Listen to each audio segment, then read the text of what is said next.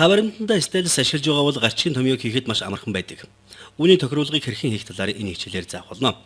Боловсруулах баримтаа дэлгэсэн дээр гаргаад ирчихсэн байна. Бас голд нэг хоосон хуудас оруулчихсан байгаа. Үүн дээр гарчгийн томьёо оруулах болно.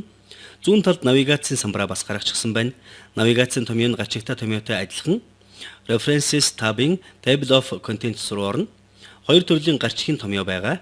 Нэг нь Contents гэсэн нэртэй, нөгөөх нь Table of Contents гэсэн нэртэй байгаа. Эхнийхийг нь би сонголоо. Ингээд гарчгийн томьёотой болчихлоо. Ганц хормын дотор.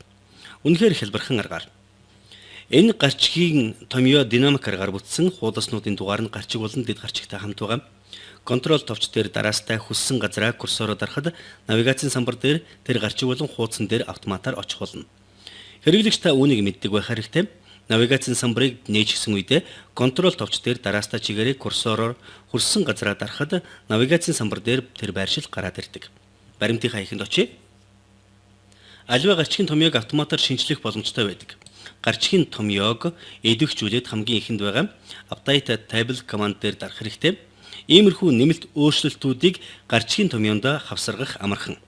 Update Table дээр дарангуут хоёр сонголт гарч ирнэ. Эхний сонголт нь хуудасны дугаарлалыг шинжлэх, нөгөөх нь баримтыг бүхлээр нь шинжлэх сонголт байна. Хүмүүс ихэвчлэн хоёр дахь сонголтыг нь хийдэг. Бүхлээр нь дахиж хянаж шинжлэх команд өгч байгаа юм. Аль нэг хэсэгт өөрчлөлт хийсэн, гарчгийн нэрэнд өөрчлөлт хийсэн, шинээр хуудас голд нэмсэн зэрэг өөрчлөлтүүдийг энэ командыг ашиглаж шинжлэх боломжтой. Одоо баримтаа харцгаая. Гарчгийн томьёо доторх эхний гарчгийн нэр өөрчлөгдсөн байна. Хуудасны дугаар бас өөрчлөгдсөн байна.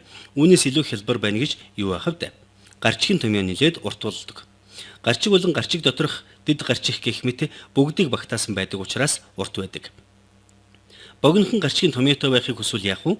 Яаж богино болгох вэ? Баримтын хамгийн сүүлийн хэдэн хуудсанд индекс чиглэлтэй буюу индексийн жигсаалтыг гаргачихсан. Тэгээд хамгийн ихний хуудаснууд дахь гарчгийн томьёогоо богино болгох зааврыг хэлж өгье. Эхлээд энэ гарчгийн томьёог арилгая. Тэгээд хэд хэдэн тохиргоог зааж өгье. Reference tab руу буцаад очие. Table of Contents дээр дар. Аливаа гарчгийн томьёог арилгах бол Remove Table of Content товч дээр дараарай. Ингээд арилжглаа. Одоо Insert Table of Contents command дээр даръя. Шинээр гарчгийн томьёо үүсгэх үед хэрэгэлдэг команд Table of Contents гэд харилцах цонхоор гараад ирлээ.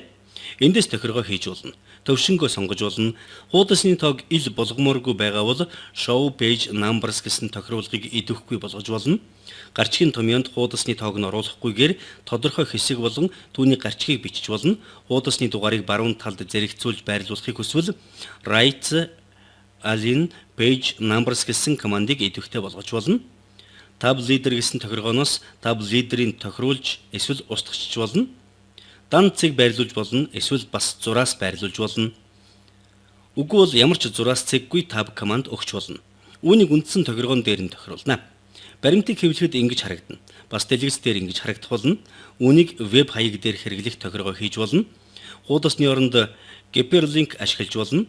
Word програм дээр хийсэн баримтаа интернет веб хуудсанд байрлуулж болно шүү дээ.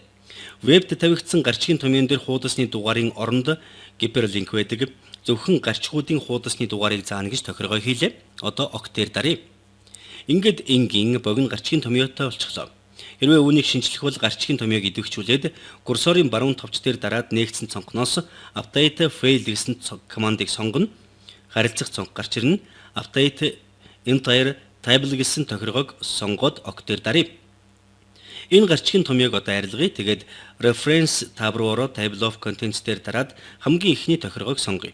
Ингээд гарчгийн томьёо маань өөрчлөгдөж гараад ирлээ. Заавал гар аргаар гарчгийн томьёог бичиж байхаар бүгдийг автоматар тохируулж ганц хоёрхан үйлдэлээр үүсгэх боломжтой юм а.